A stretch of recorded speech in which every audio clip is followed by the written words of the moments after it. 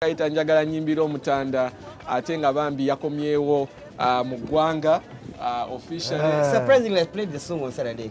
Catwalk. Yes. I never vibing and so it's Bamu music wa tradition. Yes. So I played that song. I never go and do. Yeah. Abantu bambi ndozadde bamisinga Ssaabasajja. Yeah. Message byolabe ennaku zino ng'abantu okwagala okuba bakrossinze ne line gwenga message okyogerako okyeri abavubuka bano. Njagala kusooka kwebaza Katonda olw'obulamu bwa Ssaabasajja. Amen. Yeebali n'okwebaza abo abafuddeyo nga bafaayo ddala nga bafaayo kye bategeeza. Kubanga Ssaabasajja naye muntu alwala, ffenna tukimanyi yalwala, alina okufuna obujjanjabi naye ng'ate alina okuwummula. Kuba olaba ne bwe tubeera ffe nga tulwadde abasawo bagamba wummula.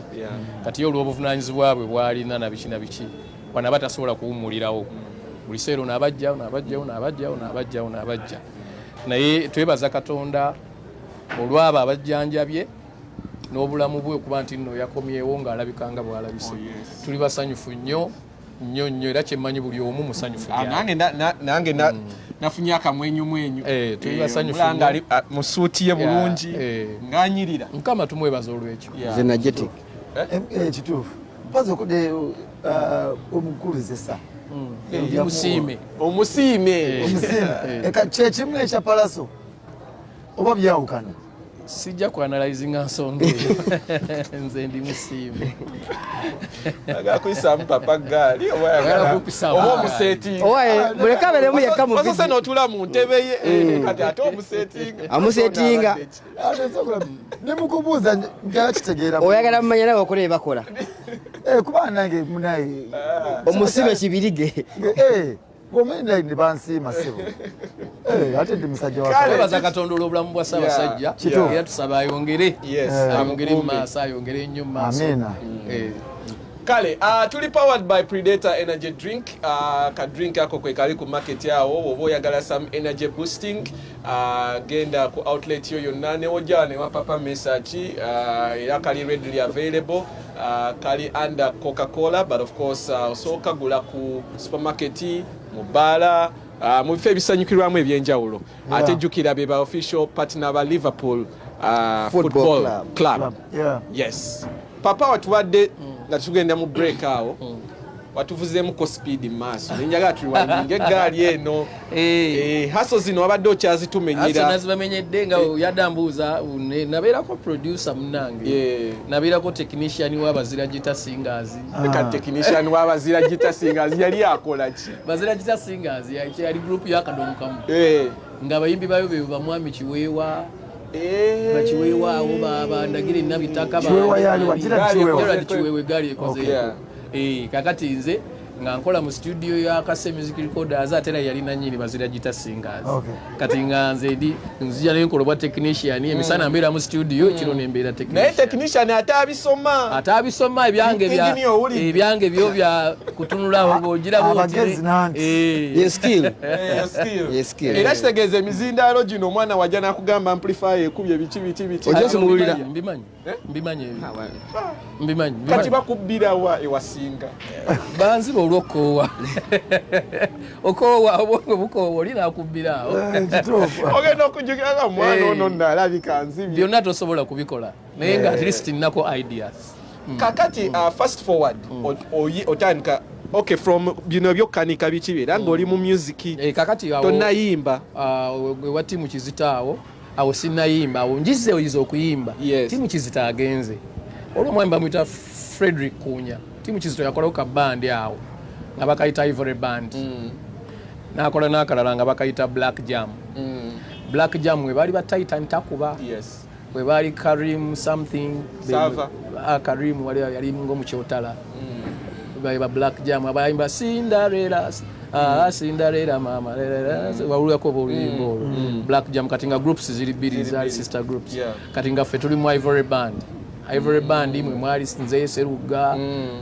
Mwami Kunyo yali muyimbi nnyo mu Ebony Zingera writer kati nze yanjigiriza okuwandiika n'okuyimba na biki naye Kunya n'afa timu Kizito n'agenda ebweru ensi neetugabanamu kaawo kati ensi bwe tugabana mukaawo ngenda mu paaka enkadde awo Old Taxi Park awo okola ki olwo mbeera ku dduuka baliyita City Music Suppliers tepu eritunda tape kati nga waliwo era osigala mu music waliwo mwemba muyita musisi tumuyita afande kati nga tubeera awo nga bwantuma genda onsuubulire wa Lusiini nensala paaka nga gwa selecting nengenda nensuubula nenteekayo mpayo sebata 10 mpayo zinaabiri kale nsiawo kubuuza sente zibakolangamu ebyo byonna wazikwatanga noziza mu music oba noinvestinga mu awalala era mu music before that olwosinatandikaloza ku investment kati awo obulamu mbutandika kati nze nga bantuma ngaomwakaana bwe kajja ne katulaawo ku dduuka musina akutuma naga misa kingendeyo wakasiwuukira onsuubulireyo sebata 10 onsuubulireyo basudde 5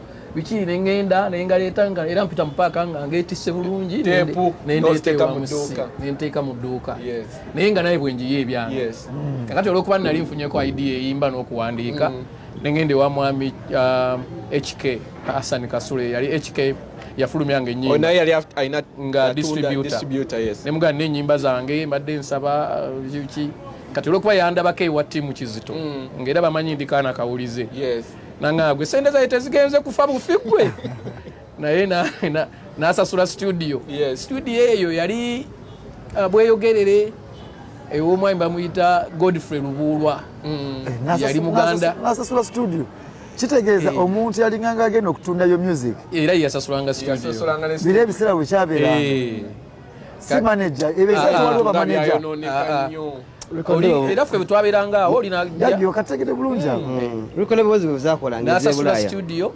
nengenda ewa Godfrey Lubuulwa nenyimba ennyimba ate nezifa bwenkomawo esente ennyimba zifudde nga tezivudde mbulungi nengenda nenyonnyola nali ku Bat Valley nga mbeera ku Bat Valley awo John Segawa nampaayo esente olwedde yali nga Lord nga Lord oyo toto wa Lord John Segawa John Segawa nampaayo akasente nenzirayo mu studio ne tukola albamu yange yasooka teyatunda nnyo bali bagiyita Ntomedde yali about HIV yali about HIV watandikiramu advocacy ate ebiseera ebyo jjukira afiire tayali akafa biki kati ng'ekintu owulira ennyimba za Christmas kikyatambula nnyo nga bw'okiyimba kikola amakulu awo ye John yakuwa sente ezo nga does he expect anything in return? No, not at all.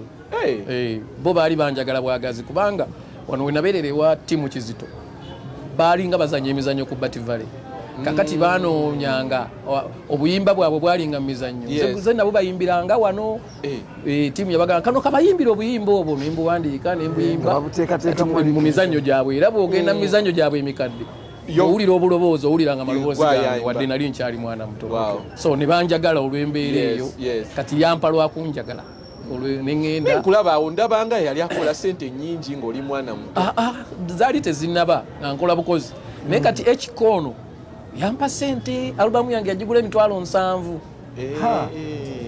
that was 1997 how much 700 ngazali nyingi kati $7,000 bwozizza mu time eno zazibanga sente mmeka kati milioni nga naye ku muntu atandika zaali nyingi zizo banga ezo zikwatangako nali sizikwatangako lwakuba saazifuna lumu naye kakati awo nakuwaayo nopangisayo room muzeeyi tomukubira simu omugamba nti muzeeyi nfunyeyo wano tayagala nakundabako naawe yali yandisowninga dda olw'okuyingira ebidongo nga ndi mu nsi ntawaana lwange byenga nasulako ku street yali ayagala obeere ki taata yali ayagala nsome mbeere lawyer oba mbeere something else cause ye yali gundi yali auditor mu Apollo Hotel Sheraton nga bakyagiyita Apollo Hotel yali chief auditor waayo omanyi woyogedde abasajja ab'ebitabo oyogedde ekyo papa ayogedde ekyo naye twali twogera wano mu break nga twogera ku mutabani we naga ekyo saagala akikole naye kakigabira dda engeri Katonda gyakikolamu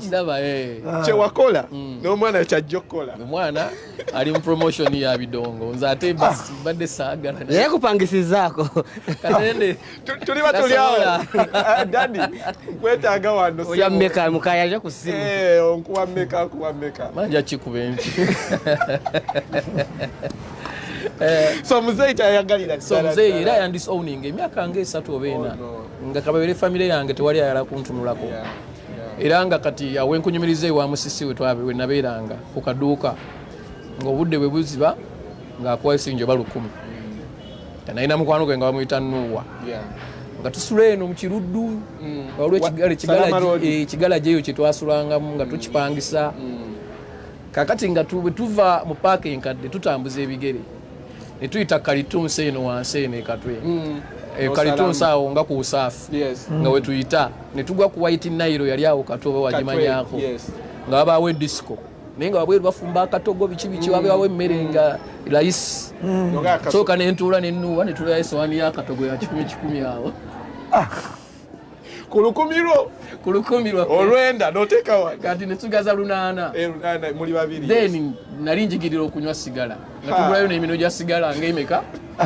ng'ebiri ng'ogumu tugunywawo ng'ogumu tugusigaza gweka kati tegende lwaki bakwita papa message kubanga teri mwana kyagenda kugamba nga tewakikola kati nga tutambuza ebigere ne tuyita eno waggulu eno emakindi eno waggulu eno ku officers mess ne tugenda ne tugwa Kiruddu waliwo akagendo sebo nga kanene nga olusi tuyita wa meya yiga wali ne tukkirira eyo naye to make matters worse ate nga munanga alina omukazi alina omukyala mu kigala twakisalamu wakati ekigala gyekyo mu kigala gikyaffe naye nse notogyevumanga kati nga Nuwa alina mukyala we Nakidde saidi walinze akyamulina paka kati abambi Nakidde yafa kakati nga kyetukola tukeera ku makya kubanga tuba twatusuziza senyi nga 7 okitegedde kati nga waliwo abavubuka abazanya matatu awo era we nayigira matatu kati nga Nuwa atuula eri n'entuula eno ku makyawo mazanya kano basindi namba yo kati Nuwa baba akabye kaadi ne mutunuulira bwenti nawe bakabye kaadi oba ali ku kina akuba wano akolaga nti mutima noyita mutima wali naalya kati bwe muwezaawo nga 15 nga mulekawo 5 oba 10 nga mutambula nga muddayo mu kibuga olweza okulya waka muzikoze eki muzireseewo so kakati awo bwembeere wenagira ewekike nagula gundi yange albamu yange nenfunayo karuumu awo nga mbeera mu karuumu kange ngulabya buntuntu awo naawe muli okiwulira nti naawe yaman artist obeera still ogamba so kiwulira n'abamu bawakana balowooza sinze nayimbye nga bagamba oba yayimbye nenteekako ekifaananyi kyange waliwo abakiwakanyiza ddala awo tepu etunda etya since kati gwe wali omanyi distribution yawo tepu zaali zitundira ddala abasajja batunda tepu eyange teyatunda nnyo nali mupya nenga atambula ina connection y'abaana abantu gyabatera ozipiikinga ngakyo gibasiba demand yavanga ku bantu bakubanga ennyimba ku radio for 2 weeks nga bateddeyo n'akalango nti albamu yagundi egenda kufuluma ku Monday kati abasuubuzi ne bava yonna gye baavanga si bino ebya piracy ebiriwo kati nti oluyimba olufulumya kati oli naalukola ki abasuubuzi bajjanga ne basimba layini ne bafika n'okufika ku albamu zezitunze ne baleka nga bataddeyo sente zaabwe nti kubirayo katoni 10 kubirayo katoni bweziti era bakasibukira sente bazifunira ddala nnyo era nsaasira abaana kati abatakikozeeko kwanza yatuka time nga mbuuseeko katono first aid namutunda $3.5 that was 2006 kati singa ba distributors tebaavaawo singa kati osonga mu kizimbe kya bukadde ebi bina n'ofulumya album okitegedde ensi eyonoonekedde ddala so kati awo nekiggwa HK n'afulumya album teyakola bulungi nenkolayo album endala eyokubiri so akafaananyi ako nakapositinzeeko ku peegi yange Instagram ne ku TikTok na biki nga kaliko sirika nkulojjere ye album yange yali eyokubiri eyani agisponsoringa mwemba muyita muwonge yabiva na mudda yali atunda albums naye yagigula yagigula $2.5 ovudde ku 7 kakati sente ezo kwe kusituka nenoonya zezanyamba noonya how to reconcile with my father wenafuna sente ningenda mu kyalo ebuwaate tokiyita kyalo gamba nagembe that was my second album wogamba mu kyalo oba osobola ogiraba mu kamera sirika nkulojjere naye sente ezo bwe nazifuna nengenda negule wa taata mulage nti byendiko bikola Oyanda baye yalooza ndi muyaye bana baye nayo nonekana nyo enjaga nakola biki. Wali osibye enviiri. Naye kati namulaba ne bweyanga goyagala kiwano namusanga mu lujja. Magulu ne ganneegaana ne nfukamira wansi ne ntambuza amagulu okutuuka waali. Nange oyagala kiwano konze taata nze kumusonyiwa naye kakati kyensaba nsaba kunyamba kunfunira abantu akataka njala kuzimba nju. Teri taata conversation etasobola mujja waggulu. Nagamba oyagala kuzimba nju nti kale kanzije. Kati nenzijukira buli yagamba nti kanzije abaana muggo gwe mboko. Ndo muri yafula mukirozo nti nziza mpeta kandi tunde nayigo buyaye. Era agenda nyimba ezate zinamutuukako. Mama tasobola kugamba yagala nga bwe Tanakiriza. Zino kubanga ozayizitandise mutuukako. Kakati yagenda ofuluma n'omuggo nga neeyongeddeko wali nanga ojja kubba bya mulala sala kutoddanga wano. So kati my brother ali awo mama Michael yafa. Nankwata nga kikibadde oyagala ki. Nga baba natunze tepu yange nafisizaawo obusente adde njala kuzimba nyumba biki nangamba yoshiwa nti toyala kubba ttaka lya taata konza sente ziriwa konze ntambuddeko n'ezimu sizze nazo nga ninawo emitwalo 37 by then zaali nyingi nangamba zimpe nga nenzimukwasa nankwata nanga atuula awo nanteekewo nagenda nayogera ni taata naga taata omwana ono yali atwononeseeko naye bw'abanga akomyewo ng'akomeddewo mu ange eno bwe tumugoba ate tuyinza okumwongera okumufiirwa mbadde nsaba tuwulirize kyakola ki tanaganza tombuulira muyaye oba oyagala gwe muteeke olaba ekibanja kyo gye kikoma nti muteeke eyo oba atunde biki kati ne bansalirako desimolo 10 wagula oba bakuwa buti bampa kali ya family baba nangamba sayitiza wano boti ne boti kakati awo baba nangamba kati plani eri kikonza anti kati njala tusoke tukubise bloka tumala okubisa bloka sente zitandika weziri tutandika ne bakuba bloka ne zigwa n'otanulu ne tujyocha nga muzee ajja n'alambula olutana tunyega alaba twagirawo nenfuna taata wamala muzimbya awo ne tuteesa nga yagenda okunzimbira busente nga buli kasente kenfuna nayimiriranga entinda awo nenfuna pichipichi waliwo obumate then nga ngulayo ensawo zaiza sementi 2 nenzirera ne tukirira ekyalo tuzere nyumba gyeri kati awo waliwo akatandika okuyimba nga totyamu bino ng'olina okuba sita bafani bwate bakulaba ng'oli ku booda n'obusawo ba sementi meti ogimanye ebbeeyi yayo ebyo nga si byendiko ku saawa eyo njala kuzza family njala kuzza taata nina omulaga nti byendiko bitegeerekeka byamakulu eno connections nfunye ezimu jukira ne saawa ekyo yali mu audio sigamba nti nno serebo ngabadde bamanyi nakummanyi amanyi ddoboozi tebamanyi muntu ati ennyumba ne tutandika ogizimba katonda n'aba mulungi ennyumba ng'etambula n'enkola ya alubamu eyokusatu awo bagiyita sembera oluyimba luyita sembera lutunda wa tudrawo alubamu naye nampa 2 kitundu taata agenda okulaba ennyumba ngiserese kati Lumumba ndi mu nnyumba bwe nti Jiwazimba nga mwendizi tenagwa kati taata ng'ava kukola kati kyava ayita baba Michael ono muganda wo yepanka kizi n'ennyumba enene ezazimbibwa nga ffe baana b'abaami sente anaazijjawo ezimala ennyumba eno naye ng'akyogeza ssanyu tamanyi nti mwendi awo nemanya nti no omukomeza nemanya nti kale at least kati awo nga bwe ngendayo bwe mubuuza akanziramu biki bikyawo ekyo kikulaga music ono yalina very bad image mu bantu abakulu anti abayimbi edda kivula ffe generation yaffe twajja tugamba nti omuyimbi osobola okuba n'amaka agali organized omwana wasobola okusomera mu masomero amalungi wadde tewasomerayo okitegedde osobola okuba n'omukyala era bw'okigendera generation yaffe wadde kiki kale tulinamu obunafu bwaffe ng'abantu naye bw'otunuulira nze mukyala wange maze naye emyaka 2 okitegedde ffenna bakyala baffe tuwangadde nabo abaana baffe basoma mu masomero ag'obuvunaanyizibwa okitegedde naye ng'ate omuli mu music so music business bw'ebanga eri ng'efiiriddwako bulungi esobola okuaccommodating abantu bangi era ne muvaamu ebintu ebirungi ebirala bingi nnyo.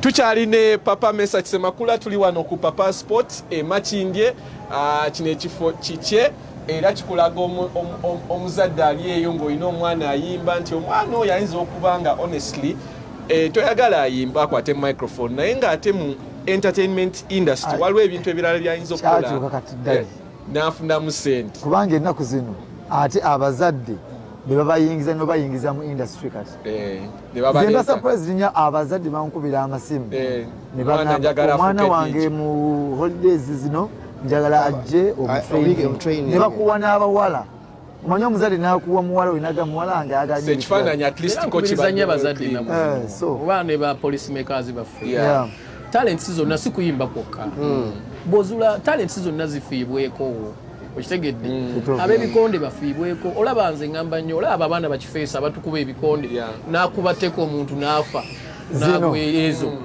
tukikole nga kiri professional tukole jimuzi zaabwe okitegedde kubanga mu olympics gyebiri na biki akifunemu ssente mu kifo kyo kikubisa abantu ku streets okitegedde.